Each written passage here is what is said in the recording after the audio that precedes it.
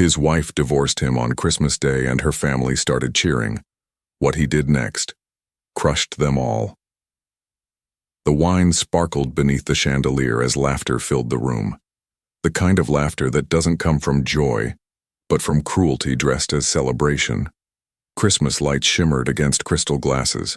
Her family leaned in, waiting for the performance they didn't realize would destroy them.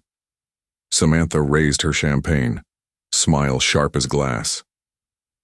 "I'm glad to inform you," she said coldly, "that I and this pathetic loser are getting divorced." Cheers erupted. Her father lifted his glass. Her mother grinned. Even her siblings clapped as if betrayal were a holiday toast. Nathan said nothing. He just stared at her, steady, unreadable, before standing, buttoning his coat, and walking out into the falling snow. He didn't slam the door. He didn't look back. But the silence he left behind felt heavier than all their laughter combined. None of them knew they had just applauded the beginning of their own ruin. But what kind of man smiles through humiliation and walks away in silence?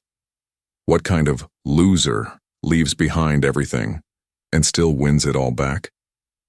Viewers, what would you do if the person you loved mocked you in front of everyone you ever helped? The living room sparkled with gold ribbons and fairy lights, the kind of warmth that used to make Nathan Carter feel grateful. But this Christmas felt different. The laughter around the table wasn't shared. It was aimed. Samantha stood beside the massive tree, her crimson dress shimmering under the chandelier. She lifted her champagne glass, a smirk playing at the corner of her lips. "Everyone," she said loudly, her voice slicing through the Christmas music, "I have an announcement." Her family leaned forward. Her mother's eyes glittered with curiosity, her father already smiling in anticipation. "I'm glad to inform you," she continued, pausing long enough to glance at Nathan, "that I and my pathetic loser husband are getting divorced." For a heartbeat, the room froze. Then came the eruption. Cheers, laughter, glasses clinking. Her mother stood up, hugging her daughter with glee. "Finally, Samantha, you're free. I never understood what you were thinking when you married this man." She gestured dismissively at Nathan. "You deserve better." Nathan said nothing. He sat still, eyes fixed on his glass, his calm almost unnerving. Samantha turned to him, emboldened by the attention. "My boss has been asking me to marry him," she announced proudly. "He treats me like a queen, and once this divorce is finalized, I'll finally have the life I deserve." Laughter filled the room again, sharp, cruel, and echoing. Her brother added mockingly, "Guess Christmas came early for you, sis." Nathan's hand tightened slightly around his glass, but his face never changed. He looked at her for the first time in minutes, not with anger, not with heartbreak, but with something unreadable, something quiet and unsettling. Samantha strutted over and dropped a white envelope on the table in front of him. "Sign it," she said. "I don't need a pathetic loser like you in my life anymore." He looked at the envelope, then at her, his voice low and measured. "Are you sure this is what you want?" Her family laughed, before she could even answer. "Oh, come on, Nathan," her mother said mockingly. "Let the girl live. You can't hold on to what's not yours." Nathan rose slowly, buttoning his jacket. The air shifted. For the first time that evening, the laughter softened, confused by his composure. He picked up the envelope carefully, almost reverently, then looked at Samantha one last time. "I hope your new life treats you the way you treated me," he said quietly. And with that, he turned and walked out. No shouting, no scene, just a silence that made everyone else suddenly aware of themselves. The door closed softly behind him. Her father chuckled awkwardly. "Well, that was dramatic." Her mother lifted her glass again. To Samantha's freedom. They cheered once more, but something in the room had changed. A strange, uneasy quiet that followed the laughter like a shadow. Because none of them noticed the small smile that had crossed Nathan's lips as he walked into the snow. The laughter still rang in his ears as Nathan eased the Toyota Camry onto the snow-slick street. Christmas lights blinked in rows of red and gold, reflected on the windshield like ghosts. He drove in silence, hands steady on the wheel, the divorce papers lying on the passenger seat like a passenger he didn't invite. The tires whispered over the snow, the hum of the heater filling the space where words should have been. Every red light flickered against his face. Calm, unreadable, the kind of calm that comes right before a storm. When he turned into his quiet neighborhood, the houses were wrapped in warmth and laughter. His was not. He pulled into the driveway, engine purring, headlights carving brief life into the cold brick walls. He sat there for a moment, engine idling, staring at the faint glow of the porch light she'd once insisted on installing. "It feels welcoming," she'd said. Now it felt like a lie. He shut off the ignition. Silence fell. Inside, the heat hit him first, followed by the faint scent of her perfume still clinging to the curtains. He hung his coat, placed the envelope on the table, and poured himself a drink. As the whiskey burned down his throat, memories began to resurface like ghosts. He remembered the first night he met Samantha. She was a waitress at a downtown restaurant struggling to carry 2 trays at once. One slipped, spilling red wine across his suit. She panicked, apologizing repeatedly, but he'd only smiled. "It's just a suit," he said then. "You're working hard, no harm done." That small kindness turned into late-night talks, then dates, and soon, a wedding under string lights behind her parents' modest home. She never knew who he really was. No one did. He was the majority shareholder of Carter Holdings, a billion-dollar conglomerate his late father had built from scratch. When his father died, he learned what greed looked like up close, partners who cried at funerals but stole at boardrooms. Since then, he vowed to keep his wealth hidden behind a quiet life. He thought Samantha loved simplicity. He thought wrong. The memory shifted. The hospital room. Her father pale and fading, machines beeping. "We can't afford it," she'd cried. He'd stepped out, made one quiet call. The next morning, the bill was gone. No one asked how. Her parents called it a miracle. He called it love. He remembered how he told his manager to give her parents 2 credits cards under the disguise of anonymous giver. The firelight flickered across his eyes. "You never even wondered who your miracle was," he whispered. The grandfather clock ticked once, deep and patient. Nathan leaned back in the chair, the fire reflecting in his eyes. The man she mocked as ordinary drove home that night a stranger, and the stranger she never knew was finally awake. The morning light cut through the blinds, painting thin golden lines across Nathan's face. He hadn't slept much. The house was too quiet, too honest about the space she'd left behind. The divorce papers still sat on the table where he'd dropped them, untouched since last night. He buttoned his shirt, rolled his cuffs, and poured black coffee into a mug. No sugar, no milk, just like every morning.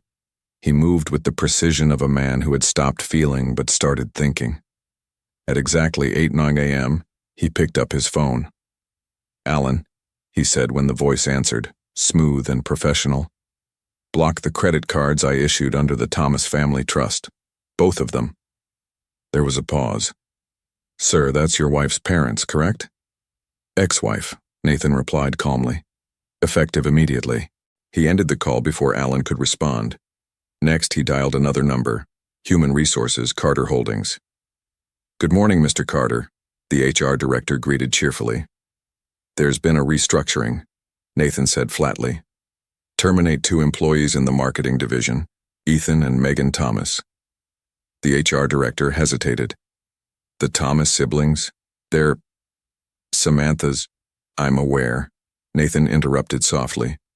"Handle it discreetly, no explanations." The HR director nodded through the silence. "Understood, sir." Nathan sipped his coffee and stared at the snow falling outside the window. Then came the final call, the one that would twist the knife. He switched lines, the screen flashing Astor Real Estate Group, his own creation. The phone rang once. "Astor Group, "This is compliance," a voice greeted. "This is Nathan Carter," he said, his tone even. "Initiate a full audit on your general manager, Blake Freeman." "Understood, Mr. Carter," the voice replied. "Would you like the internal HR copied in?" "Yes. And while you're at it," he added, "terminate the client relation department manager, Samantha Carter. No severance. File it under ethical review." Silence stretched on the other end. Then came a careful, "Yes, sir." Nathan ended the call, placed the phone down beside his coffee, and exhaled. The house felt different now, lighter, like a storm had been bottled inside him for years and finally released with precision. He turned toward the table, uncapped his pen, and signed the divorce papers. His signature was neat, deliberate, final.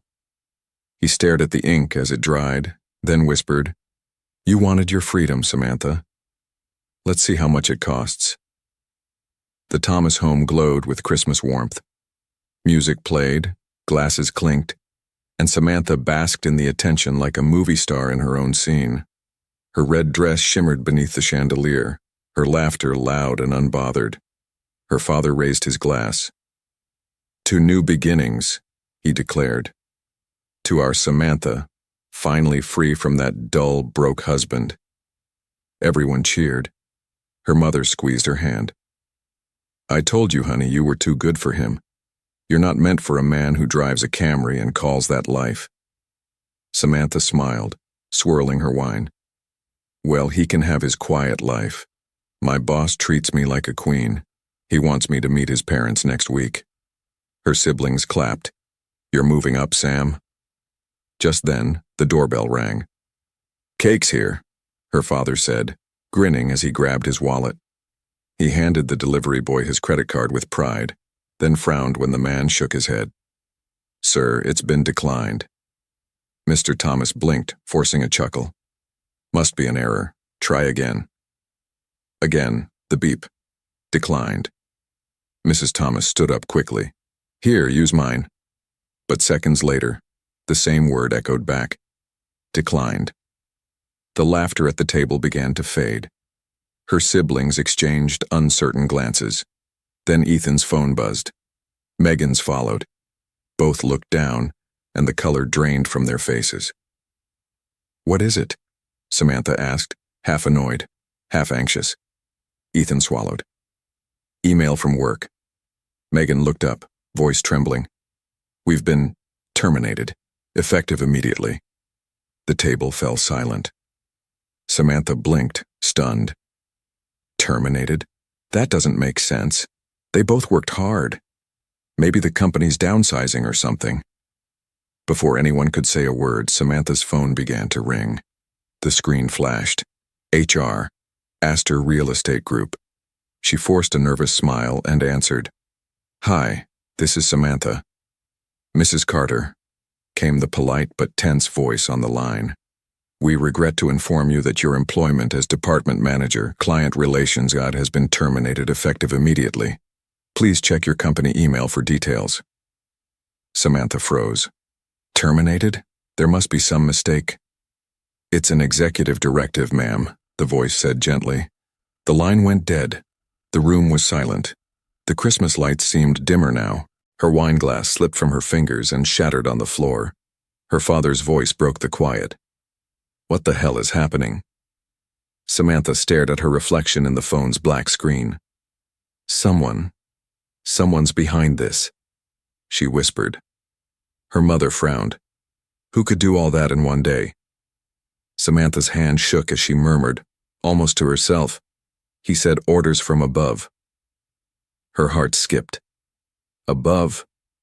For the first time, fear slid cold through her chest. Samantha drove through the snow in silence, hands gripping the steering wheel so tightly her knuckles turned white. The streetlights blurred through her tears. The world outside wrapped in cold stillness. She didn't understand what had just happened. One moment she was toasting to her new life. The next, her family was in ruins. Her mother's voice still echoed in her head. Who could do all that in one day? And the only name that made sense was the one she refused to believe. No, Nathan couldn't have that kind of power. He was a man who patched walls, mixed cement, and came home with calloused hands. She'd seen his payslips. He was ordinary, harmless, forgettable. She parked outside her boss's sleek condo, Blake Freeman, and ran through the lobby, heels clicking, breath sharp. The doorman gave her a polite nod, and the elevator ride felt endless. When the doors opened, Blake was already standing there in a black robe holding a glass of brandy. "Sam?" His tone was smooth, practiced, the kind that always made her feel safe. She rushed to him. "Blake, everything's falling apart. My parents' cards were declined.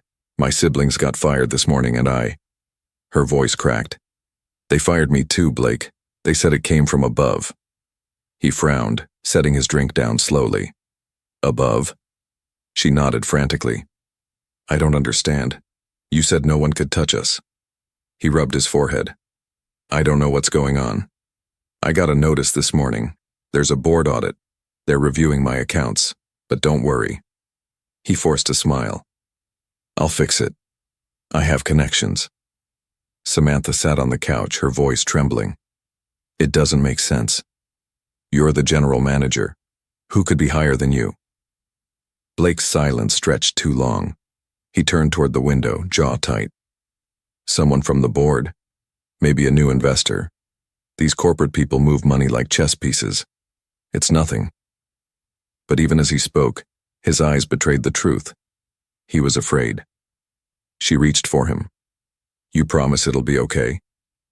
He turned back and forced a reassuring smile. "Of course. We'll go away for a while. Let things cool off. I'll talk to Charles on Monday. Maybe transfer you to another branch." She nodded, clinging to his words like oxygen. "I just need to know this isn't my fault." Blake cupped her cheek gently. "You're perfect, Sam. You've done nothing wrong." But behind that smooth voice, his mind was already racing. Audit, board directive, executive review. Someone powerful had moved against him, and it wasn't coincidence. When she finally fell asleep on the couch, exhausted, Blake stood by the window staring into the snow. Sunday afternoon was gray and windless when Samantha finally returned to the house she once called home. She told herself she came to pack, but the moment she stepped through the door, it felt like she'd stepped into a memory that no longer wanted her there. The air carried that faint scent of cedar and aftershave, Nathan's scent. The fireplace was cold. The silence had depth, like it was listening. She pulled her coat tighter and walked toward the bedroom. Everything was still in order. His shoes aligned neatly by the wall, his jackets hanging perfectly spaced. Her side of the closet stood open, untouched, like a stage after the final act. She began to pack fast, avoiding the mirror, stuffing clothes into a suitcase without folding them. On the dresser lay the signed divorce papers. His handwriting, clean, calm, deliberate, sat beside his empty whiskey glass. She stared at the papers for a long moment, waiting to feel something. But all she felt was distance. He'd signed them like he'd signed away a burden. Finally free, she whispered to herself, forcing a bitter smile. Her phone buzzed, a text from Blake. "Are you done? I prepared your favorite." Relief washed over her. Blake always sounded and so caring. That's what she liked, his confidence, his attention. She zipped the suitcase and left the room without looking back. By Monday morning, the city was crawling with frost again. Blake's black sedan pulled into the underground parking at Astor Real Estate Group. He didn't greet the guards this time. His reflection in the elevator doors looked older, tighter, more afraid. He arrived early, but the board was already waiting. The conference room smelled of tension and polished wood. Files sat open in front of them, spreadsheets glowing on screens. The head of compliance spoke first. "We completed the audit, Mr. Freeman. Several inconsistencies were found. Client funds redirected, project accounts missing signatures, false reporting on expenses." Blake's pulse raced. "That's impossible. I don't handle finances directly." The chairman slid a document across the table. "The transfers were authorized under your credentials. We verified timestamps. Over $2 million in company funds are unaccounted for. He swallowed hard. That's a mistake. Someone's setting me up. The room remained silent. An HR director leaned forward quietly. Until further notice, your employment is suspended pending legal review. Security entered discreetly. When Blake stepped out of the building, reporters were already gathering outside, cameras flashing like a storm. He pulled his coat tighter, face pale. By noon, every major business site had the headline, Astor Real Estate Group General Manager under investigation for embezzlement. And across town, Samantha stared at her phone in disbelief as the news alert lit up her screen. The man who promised her a new beginning had just lost everything. The morning after the audit, Samantha woke to the vibration of her phone. The clock read 6:47 a.m. Dozens of missed calls from her mother, unread messages from her siblings, and a flood of notifications lighting up the screen. She sat up groggily on Blake's couch, blinking at the TV.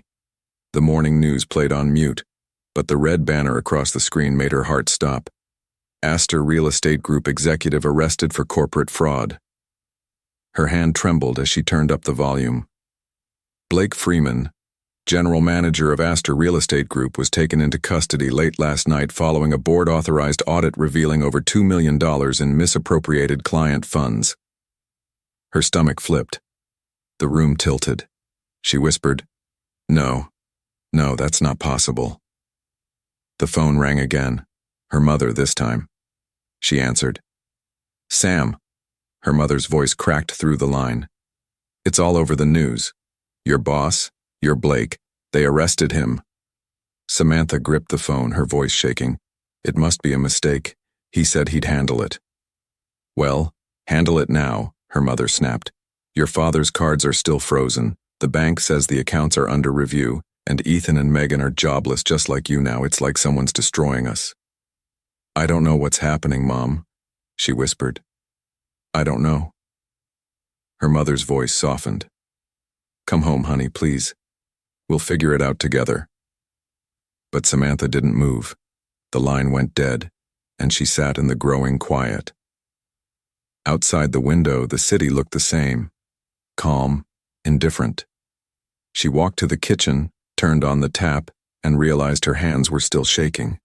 The confidence, the laughter, the power she'd flaunted on Christmas, all gone. She scrolled through her phone again, desperate for Blake's name. Every news outlet repeated the same words: embezzlement, audit, criminal charges, suspension without bail. Her knees buckled. She sank to the floor, the cold tiles pressing against her palms. Her reflection in the oven door looked foreign. A woman with mascara streaked down her face, dressed in silk pajamas that suddenly looked cheap. That afternoon, she went to her parents' home. They sat around the kitchen table in silence. The atmosphere was heavy, air thick with quiet accusation. Her father finally spoke. "Samantha, what have you brought to this family? Since the day you left that man, everything has fallen apart." She stared at him, speechless. Her mother looked down, voice trembling. "That husband of yours may have been poor, but at least our lives worked when he was around." Samantha swallowed hard, eyes burning. "Please don't say that." But deep down, something inside her whispered the same truth.